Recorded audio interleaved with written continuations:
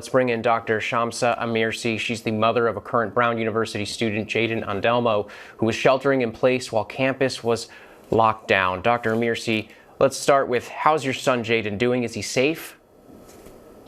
My son is finally safe, yes. They were barricaded for 7 hours in a supply room with 13 of his friends and classmates. But they were finally released by the police at around 11:30 last night. So he's safe.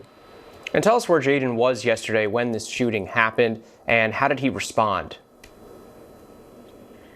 I was at home. I live in California, and at around 4:15, 4:20, I received a phone call from my son saying, "I love you, and there's an active shooter on campus, and I'll call you when I can."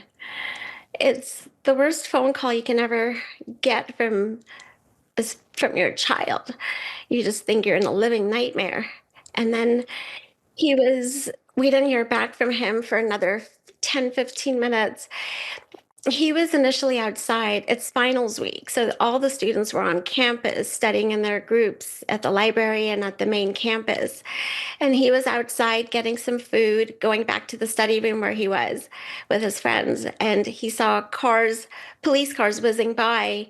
And then he heard students running and saying, "Run, there's an active shooter." So they quickly ran back to where all their other friends were and started frantically trying to ascertain information. And then during that time, I received the first phone call from him saying that there's an active shooter on campus, Mom, and I love you so much. And mass And shootings then seem to have become so common in this country. How does it feel as a parent, especially when you're on the other side of the country, when your child has been impacted? it's a nightmare. You can't describe it to anybody. I to have 7 hours where you don't know anything. There's no person that's been apprehended. Your child and his friends are in a closet, in a supply room, barricaded with their lights off. He's texting us because they've decided as a group that it's not safe to use their phones in case somebody can hear them. They're trying to quiet one of the girls who's having a panic attack, so she's not making noise in case the shooter's outside. He's texting us nonstop, telling us how much he loves his father and I, and that, "Mom, this is not a drill. This is real. I love you so much." And they were frantic, and as parents, we were beside ourselves. It's a nightmare. One of his roommates, their parents live in England, and they had no contact from their son for over 2 hours. So she's frantically messaging and calling me, asking me if her son is with my son.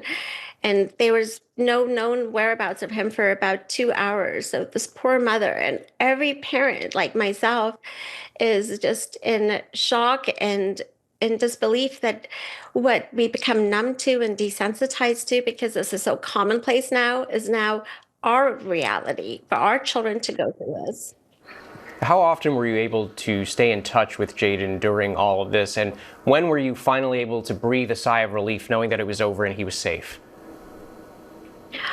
I feel like I'm still not going to feel a sigh of relief until he flies home today from Brown University. We're flying him back today, and he'll be home. And when I see him and I can hold him and hug him, I think that's when I'll feel a little bit of relief. Until he's back home with me, I don't feel settled. This is really true for everyone. You tell us that Brown was Jaden's dream school. He's now in his third year there, but he's all the way across the country from you. I know he's making his way to California, but will it be hard on you when he eventually returns to classes? I was telling his father that I want him to we are just purchasing a one-way ticket, and I want to wrap him up and just keep him at home with me. I feel like this is my only son, and to think for hours that something could happen to him is horrible. And for me, I feel like so relieved that he's able to come home. And I was one of the many parents who got phone calls from their children. But I think about the parents that weren't able to get phone calls, the mothers who are getting very different phone calls from the school about their students, similar to my son, who were killed or critically injured. And my heart goes out to those parents because this could be any one of our children, and these are our children. Such a difficult time. We're glad your son is safe. Dr. Shamsah Amersi, thank you.